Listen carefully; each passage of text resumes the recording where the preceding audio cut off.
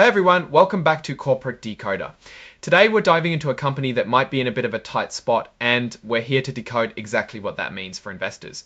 Before we jump in, if you're all about getting these clear, no fluff breakdowns of big company reports, hit that subscribe button. And hey, we've got a fantastic community over on Discord discussing these filings, so join us using the link in the description. So what we have here is a filing from Imunon Inc., and it's an 8K report. Think of an 8K as a current report. Companies have to file these when something important or unusual happens that shareholders should know about right away. It's not a regular update like a quarterly earnings report, but rather a notification of significant events. The date of this report is July 11, 2025, and that's a key date for what we're going to discuss. The company in question is Imunon Inc. You might have heard of them or seen their stock ticker MNN on the Nasdaq Capital Market.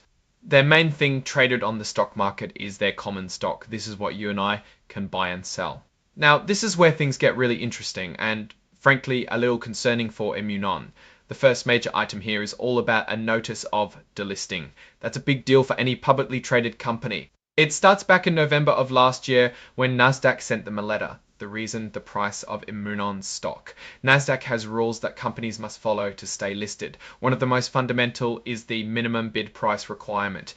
Basically, for a certain period, the stock price has to stay above $1. If it dips below $1 for too long, Nasdaq considers kicking it off their exchange. Imunon's stock price had fallen below $1 for 30 straight business days. They were given time to fix this, but unfortunately that deadline passed. May 27, 2025 came and went, and Imunon's stock price was still too low. Adding to their troubles, Imunon also failed to meet another crucial Nasdaq requirement: a minimum amount of stockholders' equity. Think of equity as the company's net worth, what it owns minus what it owes. Nasdaq says companies need at least $5 million in equity to stay listed. Imunon didn't have that either. So on May 28th, they got the official letter saying you're being delisted. This would mean Imunon stock would no longer be traded on the Nasdaq Capital Market. This also highlights a point that failure to meet the equity requirement is a separate reason for delisting, meaning they had two strikes against them. Now here's the latest development on July 11th. Imunon didn't just accept the delisting, they appealed to a Nasdaq hearing panel, and on that July date, the panel granted them an exception. This exception gives them more time to get their act together and meet both the minimum stock price and the minimum equity requirements. But, and this is a big but, the report is very clear. There's no guarantee they'll actually fix these problems. They might need to do things like a reverse stock split to boost their share price, but even that's not a sure thing. If they do get delisted, it becomes much harder for people to trade their stock.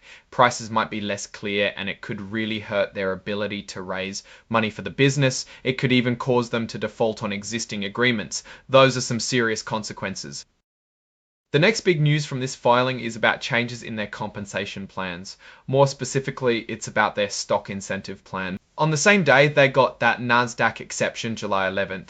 Imunon held their annual meeting of stockholders, and at this meeting, shareholders voted to approve an amendment to their 2018 stock incentive plan. This plan is basically how the company can give out stock or options to employees and executives as part of their pay. The amendment itself is pretty straightforward. They are increasing the total number of shares available to be given out under this plan by an additional 2 million shares.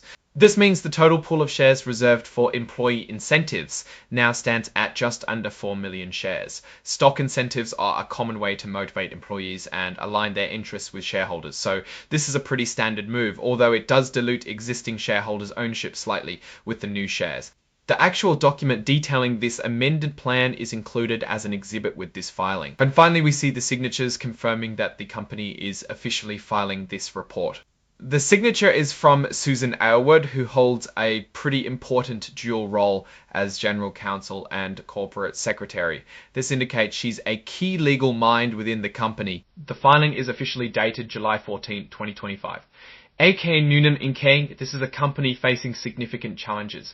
The fact that they are on the brink of being delisted from Nasdaq, primarily due to their stock price falling below $1 and low stockholder equity, tells us the market isn't valuing the company very highly right now.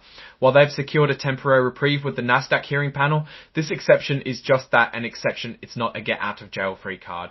They are under immense pressure to perform and demonstrate a path to re-compliance. The company's future listing on Nasdaq and by extension its accessibility to investors hangs in the balance.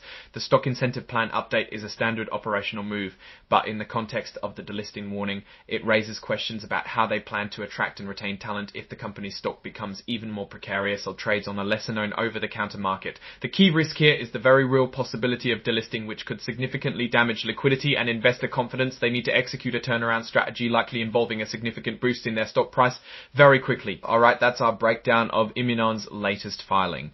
What's your take on these numbers, and what do you think this means for the company's future? Let us know in the comments below. If you found this analysis helpful, please give it a thumbs up. And if you want more of these deep dives into corporate filings, make sure you subscribe. Don't forget to join our Discord community. The link is in the description. Thanks for watching, and we'll see you next time on Corporate Decoder.